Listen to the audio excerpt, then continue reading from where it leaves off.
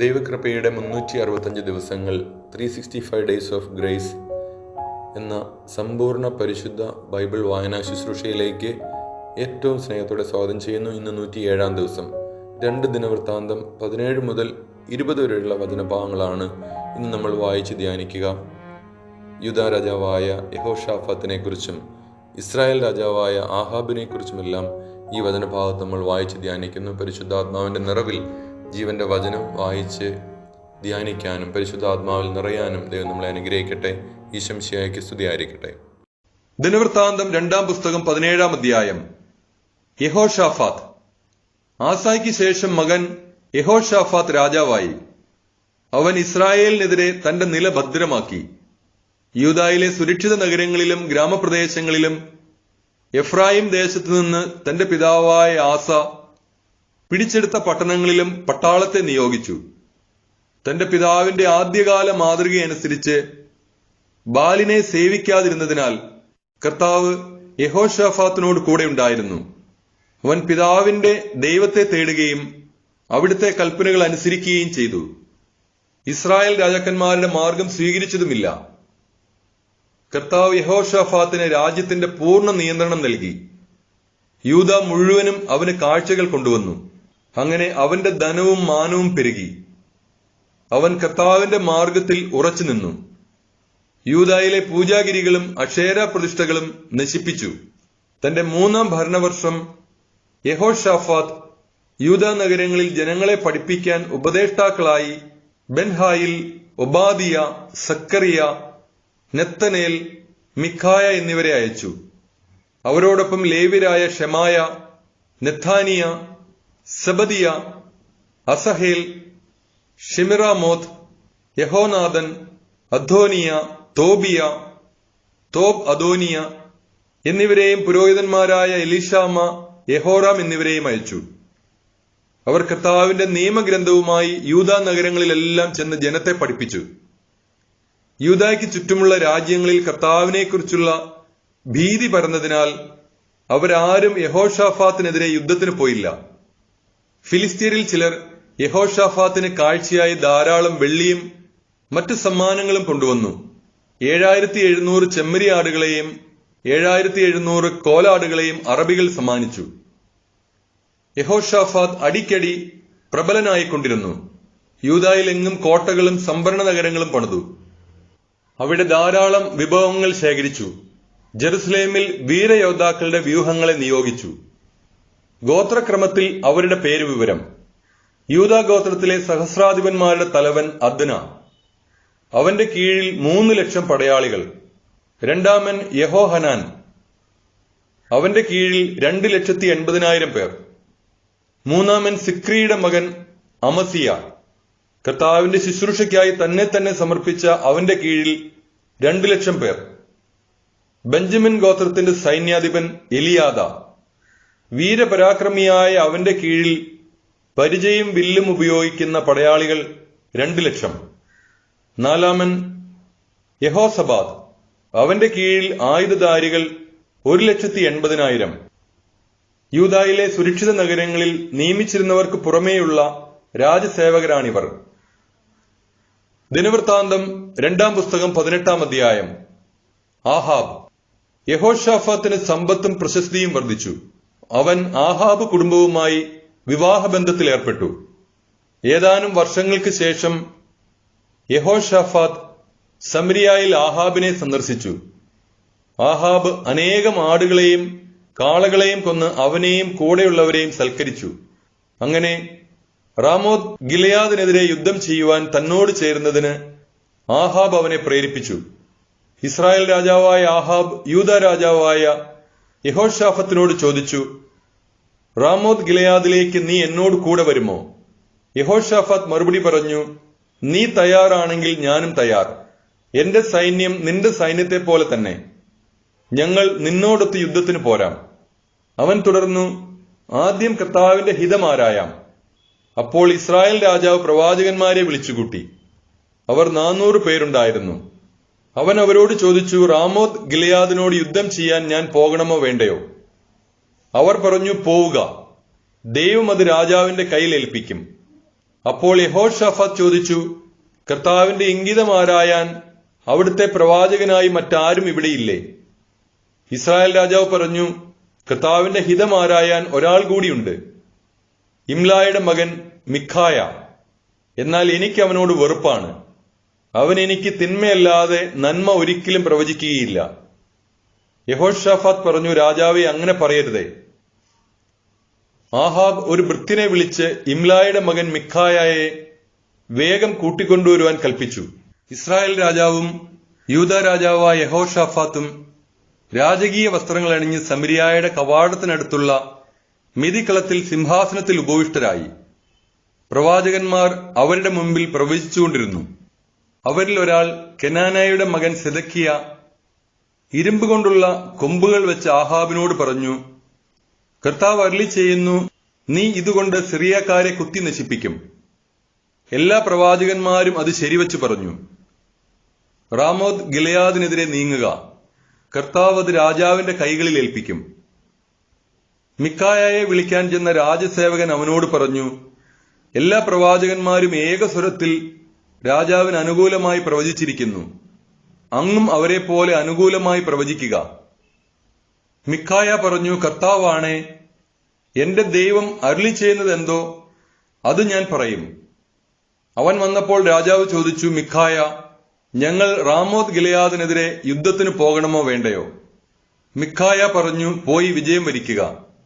കർത്താവ് അവരെ നിങ്ങളുടെ കൈകളിൽ ഏൽപ്പിക്കും. രാജാവ് പറഞ്ഞു, കർത്താവിന്റെ നാമത്തിൽ എന്നോട് സത്യമേ പറയാവൂ എന്ന് എത്ര പ്രാവശ്യം ഞാൻ ആവശ്യപ്പെടണം? അപ്പോൾ മിഖായ പറഞ്ഞു, ഇടയനില്ലാത്ത ആടുകളെ പോലെ ഇസ്രായേൽ ജനം പർവ്വതങ്ങളിൽ ചിതറിക്കിടക്കുന്നത് ഞാൻ കണ്ടു. ഇവർക്ക് നാഥനില്ല. കർത്താവ് അരുളി ചെയ്തിരിക്കുന്നു, ഇവർ സ്വഭവനത്തിലേക്ക് സമാധാനത്തോടെ മടങ്ങട്ടെ.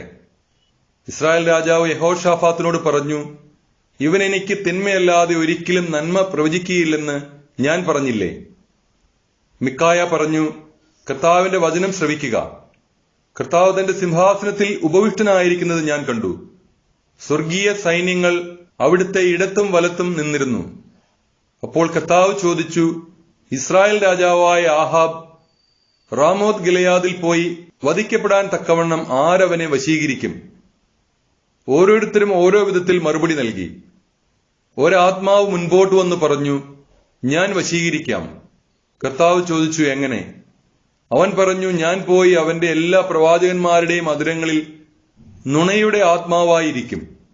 അവിടുന്ന് അരുളി ചെയ്തു, പോയി അവനെ വശീകരിക്കുക, നീ വിജയിക്കും. ഇതാ, നിന്റെ ഈ പ്രവാചകന്മാരുടെ അധരങ്ങളിൽ കർത്താവ് വ്യാജത്തിന്റെ ആത്മാവിനെ നിവേശിപ്പിച്ചിരിക്കുന്നു. നിനക്ക് അനർത്ഥം വരുത്തുമെന്ന് കർത്താവ് അരുളി ചെയ്തിരിക്കുന്നു. അപ്പോൾ കെനാനായുടെ മകൻ സെദക്കിയ അടുത്തു ചെന്ന് മിഖായയുടെ ചെകിട്ടത്ത് അടിച്ചുകൊണ്ട് ചോദിച്ചു, നിന്നോട് സംസാരിക്കാൻ കർത്താവിന്റെ ആത്മാവ് എന്നെ വിട്ട് ഏതു വഴിക്കാണ് നിന്റെ അടുത്തെത്തിയത്? അതിന് മിഖായ പറഞ്ഞു, ഒളിക്കാൻ ഉള്ളറയിൽ കിടക്കുന്ന ദിവസം നീ അതറിയും. ഇസ്രായേൽ രാജാവ് കൽപ്പിച്ചു, മിഖായയെ പിടിച്ച് നഗരാധിപനായ ആമോന്റെയും രാജകുമാരനായ യോവാഷിന്റെയും മുൻപിൽ കൊണ്ടുചെന്ന് പറയുക, ഞാൻ സമാധാനത്തിൽ തിരിച്ചെത്തുന്നതുവരെ അല്പം മാത്രം അപ്പവും വെള്ളവും കൊടുത്ത് ഇവനെ കാരാഗൃഹത്തിൽ സൂക്ഷിക്കുക എന്ന് രാജാവ് ആജ്ഞാപിക്കുന്നു. മിഖായ പറഞ്ഞു, നീ സമാധാനത്തിൽ മടങ്ങിയെത്തുമെങ്കിൽ കർത്താവല്ല എന്നിലൂടെ സംസാരിച്ചത്, ഇത് ജനം മുഴുവൻ കേൾക്കട്ടെ. ഇസ്രായേൽ രാജാവും യൂദാ രാജാവായ യഹോശാഫാത്തും റാമോത്ത് ഗിലെയാദിലേക്ക് പുറപ്പെട്ടു. ഇസ്രായേൽ രാജാവ് യഹോശാഫാത്തിനോട് പറഞ്ഞു, ഞാൻ വേഷപ്രച്ഛന്നനായി യുദ്ധക്കളത്തിലേക്ക് പോകാം. നീ രാജകീയ വസ്ത്രം ധരിച്ചുകൊള്ളൂ. അങ്ങനെ ഇസ്രായേൽ രാജാവ് വേഷം മാറി അവർ യുദ്ധത്തിന് പോയി. ഇസ്രായേൽ രാജാവിനോടല്ലാതെ വലിയവനോ ചെറിയവനോ ആയ ആരോടും പട പൊരുതരുത് എന്ന് സിറിയ രാജാവ് തന്റെ രഥനായകന്മാരോട് കൽപ്പിച്ചിരുന്നു. യഹോശാഫാത്തിനെ കണ്ടപ്പോൾ, ഇതാ ഇസ്രായേൽ രാജാവ് എന്ന് പറഞ്ഞ് അവർ അവനെ ആക്രമിച്ചു. അപ്പോൾ യഹോശാഫാത്ത് നിലവിളിച്ചു. കർത്താവ് അവനെ സഹായിച്ചു. അവരിൽ നിന്ന് ദൈവം അവനെ വിടുവിച്ചു. അവൻ ഇസ്രായേൽ രാജാവല്ല എന്ന് മനസ്സിലാക്കിയപ്പോൾ രഥനായകന്മാർ അവനെതിരായുള്ള ആക്രമണത്തിൽ നിന്ന് പിന്തിരിഞ്ഞു. എന്നാൽ യദൃശ്യ ഒരു പടനെയ്ത അമ്പ് ഇസ്രായേൽ രാജാവിന്റെ മാർച്ചട്ടയ്ക്കും കവചത്തിനുമിടയിൽ തുളച്ചു കയറി. അവൻ സാരഥിയോട് പറഞ്ഞു, രഥം തിരിച്ച് എന്നെ യുദ്ധകളത്തിൽ നിന്ന് കൊണ്ടുപോവുക, എനിക്ക് മുറിവേറ്റിരിക്കുന്നു. അന്ന് ഘോര യുദ്ധം നടന്നു. സന്ധ്യ വരെ ഇസ്രായേൽ രാജാവ് സിറിയക്കാർക്ക് അഭിമുഖമായി രഥത്തിൽ ചാരി നിന്നു. സൂര്യാസ്തമയത്തോടെ അവൻ മരിച്ചു. ദിനവൃത്താന്തം 2-ാം പുസ്തകം 19-ാം അധ്യായം. യഹോഷാഫാത്തിന്റെ നവീകരണം. യൂദാ രാജാവായ യഹോഷാഫാത്ത് സുരക്ഷിതനായി ജെറുസലേമിലെ കൊട്ടാരത്തിൽ മടങ്ങിയെത്തി. അപ്പോൾ ഹനാനിയുടെ മകനായ യേഹു ദീർഘദർശി അവനെ കാണുവാൻ ചെന്നു. അവൻ രാജാവിനോട് പറഞ്ഞു, നീ അധർമ്മികളെ സഹായിക്കുകയും കർത്താവിനെ ദ്വേഷിക്കുന്നവരെ സ്നേഹിക്കുകയും ചെയ്യുന്നുവോ? നിന്റെ ഈ പ്രവൃത്തി മൂലം കർത്താവിന്റെ ക്രോധം നിനക്കെതിരെ പുറപ്പെട്ടിരിക്കുന്നു. എന്നാലും അശേര പ്രതിഷ്ഠകളെ നശിപ്പിക്കുകയും ദൈവഹിതമനുസരിച്ച് ജീവിക്കുവാൻ ശ്രമിക്കുകയും ചെയ്തതിനാൽ നിന്നിൽ കുറച്ച് നന്മയുണ്ട്. യഹോഷാഫാത്ത് രാജാവ് ജെറുസലേമിലാണ് വസിച്ചിരുന്നത്. ജനങ്ങളെ തങ്ങളുടെ പിതാക്കന്മാരുടെ ദൈവമായ കർത്താവിലേക്ക് തിരിച്ചു കൊണ്ടുവരുന്നതിനു വേണ്ടി അവൻ ബേർഷേബ മുതൽ എഫ്രായിം മലമ്പ്രദേശം വരെ വീണ്ടും സഞ്ചരിച്ചു. യൂദായിലെ സുരക്ഷിത നഗരങ്ങളിലെല്ലാം ന്യായാധിപന്മാരെ നിയമിച്ചു. അവർക്ക് ഈ നിർദ്ദേശവും കൊടുത്തു: നിങ്ങൾ ശ്രദ്ധയുള്ളവരായിരിക്കണം. കാരണം നിങ്ങൾ മനുഷ്യന്റെ പേരിലല്ല, കർത്താവിന്റെ പേരിലാണ് വിധി പ്രസ്താവിക്കുന്നത്. വിധി പ്രസ്താവിക്കുമ്പോഴെല്ലാം അവിടുന്ന് നിങ്ങളോട് കൂടെയുണ്ട്. നിങ്ങൾ കർത്താവിനെ ഭയപ്പെടണം. ശ്രദ്ധയോടെ പ്രവർത്തിക്കുവിൻ. അനീതിയും പക്ഷപാതവും കൈക്കൂലിയും അവിടുന്ന് പൊറുക്കുകയില്ല. കർത്താവിന്റെ നാമത്തിൽ വിധിക്കുന്നതിനും തർക്കം തീർക്കുന്നതിനും യഹോഷാഫാത്ത് ഏതാനും ലേവ്യരെയും പുരോഹിതന്മാരെയും കുടുംബത്തലവന്മാരെയും ജെറുസലേമിൽ നിയമിച്ചു. അവിടെയായിരുന്നു അവരുടെ ആസ്ഥാനം. അവൻ അവരോട് നിർദ്ദേശിച്ചു: ദൈവഭയത്തോടും വിശ്വസ്തയോടും പൂർണ്ണ ഹൃദയത്തോടും കൂടി നിങ്ങളുടെ കർത്തവ്യം നിർവഹിക്കുവിൻ. ഏതെങ്കിലും പട്ടണത്തിൽ നിന്ന് നിങ്ങളുടെ സഹോദരർ കൊലപാതകത്തെയോ നിയമം, പ്രമാണം, കൽപ്പന, ചട്ടങ്ങൾ എന്നിവയുടെ ലംഘനത്തെയോ സംബന്ധിക്കുന്ന പരാതിയുമായി വരുമ്പോൾ കർത്താവിന്റെ മുൻപിൽ അവർ കുറ്റക്കാരായി തീരുകയും അങ്ങനെ നിങ്ങളുടെയും സഹോദരരുടെയും മേൽ അവിടുത്തെ ക്രോധം പതിക്കുകയും ചെയ്യാതിരിക്കേണ്ടതിന് നിങ്ങൾ അവർക്ക് വേണ്ട ഉപദേശം നൽകണം. ഇപ്രകാരം പ്രവർത്തിച്ചാൽ നിങ്ങൾ കുറ്റക്കാരാവുകയില്ല. കർത്താവിനെ സംബന്ധിക്കുന്ന കാര്യങ്ങളിൽ അന്തിമ തീരുമാനമെടുക്കേണ്ടത് പ്രധാന പുരോഹിതനായ അമരിയ ആണ്. രാജാവിനെ സംബന്ധിക്കുന്ന കാര്യങ്ങളിൽ അന്തിമ തീരുമാനം യൂദാ ഭവനത്തിലെ അധിപനും ഇസ്മായേലിന്റെ മകനുമായ സെബദിയായും. ലേവ്യർ നിങ്ങളുടെ സേവകരായിരിക്കും. ധൈര്യപൂർവ്വം പ്രവർത്തിക്കുവിൻ. കർത്താവ് നീതിമാന്റെ പക്ഷത്തായിരിക്കും. ദിനവൃത്താന്തം 2-ാം പുസ്തകം 20-ാം അധ്യായം. ഏദോമിനെതിരെ യുദ്ധം. കുറെ കാലം കഴിഞ്ഞ് മൊവാബ്യരും അമ്മോന്യരും മെയൂന്യരും ചേർന്ന് യഹോഷാഫാത്തിനെതിരെ യുദ്ധത്തിന് വന്നു. ചിലർ വന്ന് യഹോഷാഫാത്തിനോട് പറഞ്ഞു: കടലിനക്കരെ ഏദോമിൽ നിന്ന് ഒരു വലിയ സൈന്യം നിനക്കെതിരെ വരുന്നു. ഇതാ അവർ ഹാസോൻ താമറിൽ, അതായത് എൻഗേദിയിൽ എത്തിക്കഴിഞ്ഞു. അവൻ ഭയന്ന് കർത്താവിലേക്ക് തിരിയാൻ തീരുമാനിക്കുകയും യൂദായിലെങ്ങും ഉപവാസം പ്രഖ്യാപിക്കുകയും ചെയ്തു. കർത്താവിന്റെ സഹായം തേടാൻ യൂദാ നിവാസികൾ ഒരുമിച്ചുകൂടി. അവർ കർത്താവിനെ അന്വേഷിച്ച് യൂദായിലെ എല്ലാ നഗരങ്ങളിൽ നിന്ന് വന്നു. ദേവാലയത്തിന്റെ മുൻപിലുള്ള പുതിയ അങ്കണത്തിൽ സമ്മേളിച്ച യൂദാ ജെറുസലേം നിവാസികളെ സംബോധന ചെയ്തുകൊണ്ട് യഹോഷാഫാത്ത് പറഞ്ഞു: ഞങ്ങളുടെ പിതാക്കന്മാരുടെ ദൈവമായ കർത്താവേ, അവിടുന്ന് സ്വർഗസ്ഥനായ ദൈവമാണല്ലോ. ഭൂമിയിലുള്ള സകല ജനതകളെയും അവിടുന്നാണല്ലോ ഭരിക്കുന്നത്. അങ്ങയുടെ കരം കരുത്തുറ്റതും പ്രബലവുമാണ്. അങ്ങയോട് എതിർത്ത് നിൽക്കാൻ ആർക്ക് കഴിയും? ഞങ്ങളുടെ ദൈവമേ, അങ്ങ് സ്വന്തം ജനമായ ഇസ്രായേലിന്റെ മുമ്പിൽ നിന്ന് ഈ ദേശത്തെ നിവാസികളെ തുരത്തുകയും അങ്ങയുടെ സ്നേഹിതനായ അബ്രാഹത്തിന്റെ സന്തതികൾക്ക് അത് ശാശ്വത അവകാശമായി നൽകുകയും ചെയ്തില്ലേ? അവരവിടെ വസിക്കുകയും അങ്ങയുടെ നാമത്തിന് ഒരു ആലയം പണിയുകയും ചെയ്തു. അവർ പറഞ്ഞു: യുദ്ധം, ഈതിബാധ, മഹാമാരി, ക്ഷാമം എന്നിങ്ങനെ അനർത്ഥങ്ങൾ ഞങ്ങളുടെ മേൽ പതിക്കുമ്പോൾ അങ്ങയുടെ നാമം അധിവസിക്കുന്ന ഈ ആലയത്തിന് മുൻപിൽ അങ്ങയുടെ മുൻപിൽ വന്ന് ഞങ്ങളുടെ ദുരിതങ്ങളുടെ ആഴത്തിൽ നിന്ന് വിളിച്ചപേക്ഷിച്ചാൽ അങ്ങ് ഞങ്ങളുടെ പ്രാർത്ഥന ശ്രവിച്ച് ഞങ്ങളെ രക്ഷിക്കും. ഇസ്രായേൽ ജനം ഈജിപ്തിൽ നിന്ന് പോരുമ്പോൾ അങ്ങ് അനുവദിക്കായകയാൽ ആക്രമിച്ച് നശിപ്പിക്കാതെ ഒഴിവാക്കിയ അമ്മോന്യർ, മൊവാബ്യർ, സെയർ പർവ്വത നിവാസികൾ എന്നിവർ അങ്ങ് ഞങ്ങൾക്ക് അവകാശമായി തന്ന ഈ ദേശത്തു നിന്ന് ഞങ്ങളെ തുരത്താൻ വന്നിരിക്കുന്നു. ഇതാണ് അവർ ഞങ്ങൾക്ക് നൽകുന്ന പ്രതിഫലം. ഞങ്ങളുടെ ദൈവമേ, അങ്ങ് അവരുടെ മേൽ ന്യായവിധി നടത്തുകയില്ലേ? ഞങ്ങൾക്കെതിരെ വരുന്ന ഈ വലിയ സൈന്യവ്യൂഹത്തോട് പൊരുതാൻ ഞങ്ങൾ അശക്തരാണ്. എന്തു ചെയ്യേണ്ടു എന്ന് ഞങ്ങൾക്കറിയില്ല. എങ്കിലും ഞങ്ങൾ അങ്ങയെ അഭയം പ്രാപിക്കുന്നു. യൂദായിലെ പുരുഷന്മാരെല്ലാവരും കുട്ടികളോടും ഭാര്യമാരോടും കുഞ്ഞുങ്ങളോടും കൂടെ കർത്താവിന്റെ മുൻപിൽ നിൽക്കുകയായിരുന്നു. അപ്പോൾ കർത്താവിന്റെ ആത്മാവ് സഭാമധ്യേ നിന്നിരുന്ന ആസാഫ് വംശജനും ലേവിനുമായ യഹസിയേലിന്റെ മേൽ വന്നു. അവൻ സക്കറിയായുടെയും സക്കറിയ ബനായായുടെയും ബനായ ജയിയേലിന്റെയും ജയിയേൽ മത്താനിയായുടെയും മകനായിരുന്നു. യഹസിയേൽ പറഞ്ഞു, യൂദായിലും ജെറുസലേമിലും വസിക്കുന്നവരും യഹോഷാഫാത്ത് രാജാവും കേൾക്കട്ടെ. കർത്താവ് നിങ്ങളോട് അരുളി ചെയ്യുന്നു, നിങ്ങൾ ഭയപ്പെടേണ്ട. നിങ്ങളല്ല, ദൈവമാണ് പൊരുതുന്നത്. നാളെ അവർക്കെതിരെ പുറപ്പെടുക. സീസ് കയറ്റം കയറി ആയിരിക്കും അവർ വരുന്നത്. യെരുവേൽ മരുഭൂമിയുടെ കിഴക്ക് താഴ്വര അവസാനിക്കുന്നിടത്ത് വെച്ച് നിങ്ങൾ അവരെ നേരിടും. ഈ യുദ്ധത്തിൽ നിങ്ങൾ പൊരുതേണ്ടി വരികയില്ല. യൂദാ ജെറുസലേം നിവാസികളെ അണിനിരന്ന് കാത്തു നിൽക്കുവിൻ. കർത്താവ് തരുന്ന വിജയം നിങ്ങൾ കാണും. നിങ്ങൾ ഭയപ്പെടുകയോ പരിഭ്രമിക്കുകയോ വേണ്ട. നാളെ അവർക്കെതിരെ നീങ്ങുവിൻ. കർത്താവ് നിങ്ങളോട് കൂടെയുണ്ട്. അപ്പോൾ യഹോഷാഫാത്ത് സാഷ്ടാംഗ പ്രണാമം ചെയ്തു. യൂദായിലെയും ജെറുസലേമിലെയും നിവാസികളും കുമ്പിട്ട് കർത്താവിനെ വണങ്ങി. കൊഹാത്യരും കോറഹീരുമായ ലേവ്യർ എഴുന്നേറ്റ് നിന്ന് ഉച്ചത്തിൽ ഇസ്രായേലിന്റെ ദൈവമായ കർത്താവിനെ സ്തുതിച്ചു. പിറ്റേ ദിവസം അതിരാവിലെ അവർ തെക്കോവ മരുഭൂമിയിലേക്ക് പുറപ്പെട്ടു. അവർ പുറപ്പെടുമ്പോൾ യഹോഷാഫാത്ത് അവരെ അഭിസംബോധന ചെയ്തു പറഞ്ഞു, യൂദാ ജെറുസലേം നിവാസികളെ കേൾക്കുവിൻ. നിങ്ങളുടെ ദൈവമായ കർത്താവിൽ വിശ്വസിക്കുവിൻ. നിങ്ങൾ സുരക്ഷിതരായിരിക്കും. അവിടുത്തെ പ്രവാചകന്മാരെ വിശ്വസിക്കുവിൻ. നിങ്ങൾ വിജയം വരിക്കും. വിശുദ്ധ വസ്ത്രങ്ങൾ അണിഞ്ഞ് സൈന്യങ്ങളുടെ മുൻപേ നടന്ന് കർത്താവിന് കൃതജ്ഞത അർപ്പിക്കുവിൻ. അവിടുത്തെ അചഞ്ചല സ്നേഹം ശാശ്വതമാണ് എന്ന് പാടാൻ ജനങ്ങളുമായി ആലോചിച്ച് അവൻ ഗായകരെ നിയോഗിച്ചു. അവർ പാടി സ്തുതിക്കാൻ തുടങ്ങിയപ്പോൾ യൂദായെ ആക്രമിക്കാൻ വന്ന അമ്മോന്യർ, മൊവാബിയർ, സെയർ പർവ്വത നിവാസികൾ എന്നിവർക്കെതിരെ കർത്താവ് കെണിയൊരുക്കി. അവർ തുരത്തപ്പെട്ടു. അമ്മോന്യരും മൊവാബിയരും ഒരുമിച്ച് സെയർ പർവ്വത നിവാസികളോട് പൊരുതി അവരെ നിശേഷം നശിപ്പിച്ചു. അതിനുശേഷം അമ്മോന്യരും മൊവാബിയരും അന്യോന്യം ആക്രമിച്ച് അവരും നശിച്ചു.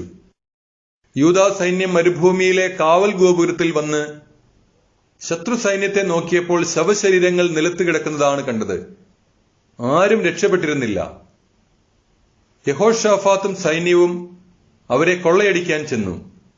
വളരെയധികം ആടുമാടുകളും ഭക്ഷണസാധനങ്ങളും വസ്ത്രങ്ങളും വിശിഷ്ട വസ്തുക്കളും അവിടെ ഉണ്ടായിരുന്നു. ഓരോരുത്തരും ചുമക്കാവുന്നത്ര സാധനങ്ങൾ ശേഖരിച്ചു.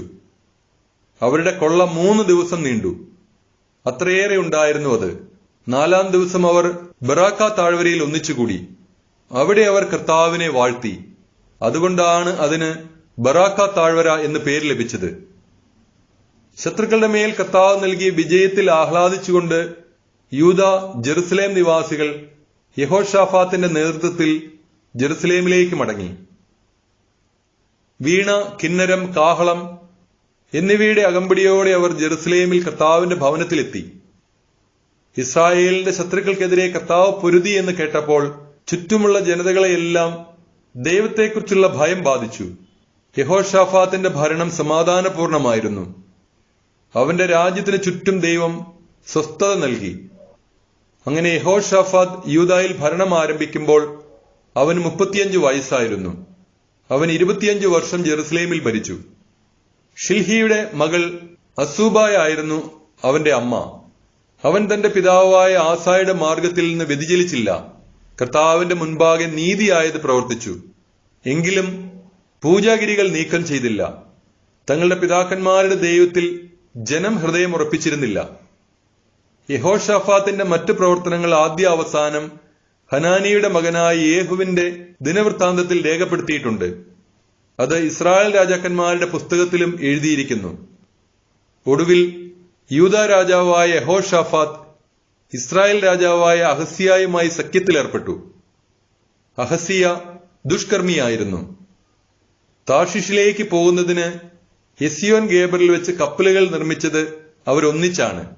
മരേഷായിലെ ദോദാവാഹുവിന്റെ പുത്രൻ എലിയേസർ യഹോഷാഫാത്തിനെതിരെ പ്രവചിച്ചു പറഞ്ഞു, അഹസിയായുമായി സഖ്യം ചെയ്തതിനാൽ നീ നിർമ്മിച്ചതെല്ലാം കർത്താവ് നശിപ്പിക്കും.